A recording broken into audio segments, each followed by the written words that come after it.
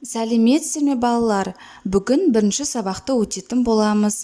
Жаңа видеоларды бірінші болып көру үшін каналымызға тіркеліп, колокольчик батырмасын басыңыздар. Байлығым байтақ елім. Тіл және сөйлеу.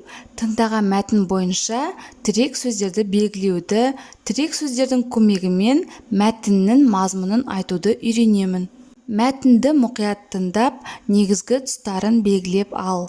Байлығым байтақ жерім, бақытты елім. Көрсең көз тоймас асқар шыңды тауларым, миуалы бауларым, асу-асу белдерім, айдын шалқар көлдерім, орам-орам орманым.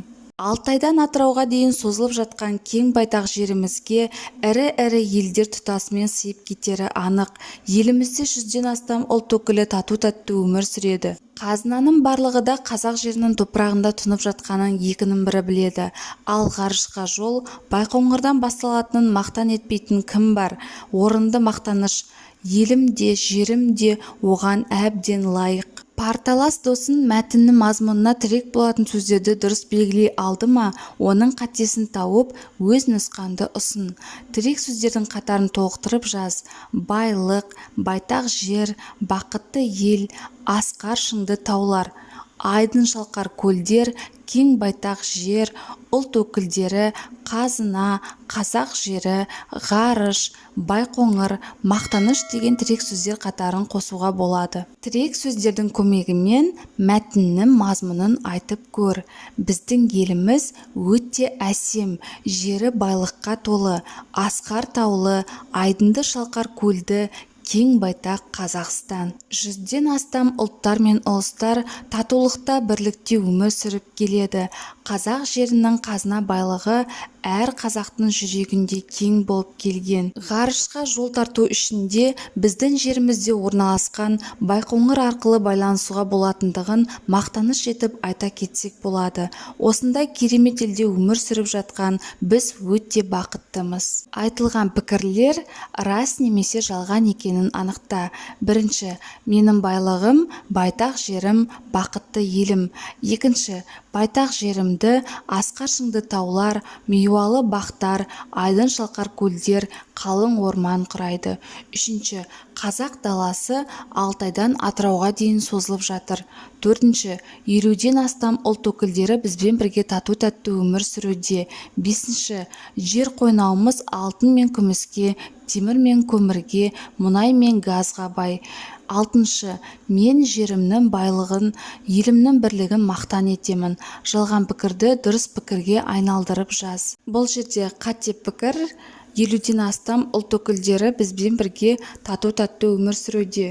Дұрыс пікірге айналдырсақ, 100-ден астам ұлт өкілдері бізбен бірге тату-тәтті өмір сүруде. Төртінші жаттығу оқы. Қазақстанның мемлекеттік тілі қай тіл? Мемлекеттік тіл қазақ тілі. Сен қай тілде сөйлейсің? Мен қазақ тілінде сөйлеймін. Диалогты парталасымен жалғастырып көр. Диалогке қатысуда сөйлеудің қай түрі жүзеге асты? Әрине, бұл жерде ауызша сөйлеу түрі жүзеге асты. Диалогты ары қарай жалғастырайық. Қазақ тілінен басқа қандай тілдерді білесің? Орыс, ағылшын тілдерінде де еркін сөйлей аламын. Оны қайдан үйрендің? Орыс тілін достарымнан, ал ағылшын тілін шетелде тұрған кезде үйренуіме тура келді. Мен де үйренгім келеді. Досым, мен саған қуана-қуана үйретемін. Шығармашылық үзіліс. 5-ші жаттығу қазақ тілі ана тілім тақырыбында көпшілік алдында сөйлеуге дайындал. Ол үшін жоспар құр. Не сөйлейтінді құрған жоспарыңа сәйкес ретте. Сөзіңді түсінікті, мәнерлі жеткізуге тырыс. Сөйлегенде қанатты сөздер мен мақал-мәтелді қолдануды ұмытпа. Ал ендеше жоспар құрайық. Бірінші, менің ана тілім. Екінші, тіл халықтың алтын діңгегі. Үшінші, тіл қатынас құралы. Төртінші, қанатты сөздер. Менің ана тілім қазақ тілі. Қазақ тілі Қазақстан Республикасының мемлекеттік тілі. Әр халық өзінің туған тілін сыйлап, мақтан тұта білуі керек.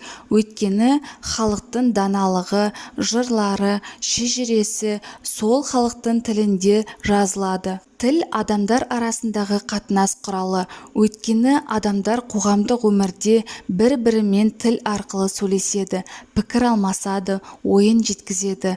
Тіл арқылы біз оқып, білім аламыз, қалаған мамандықты игереміз. Тіл арқылы даналар сөзін оқып білеміз, одан ғибрат аламыз. Өнер алды қызыл тіл деген осыдан шықса керек. Мағжан Жұмабаев ұлтқа тілінен қымбат нәрсе болмақ емес. Бір ұлттың тілінде сол ұлттың сыры, тарихы, тұрмыс тіршілігі, мінезі айқын көрініп тұрады деген. Осымен біздің сабағымыз аяқталды.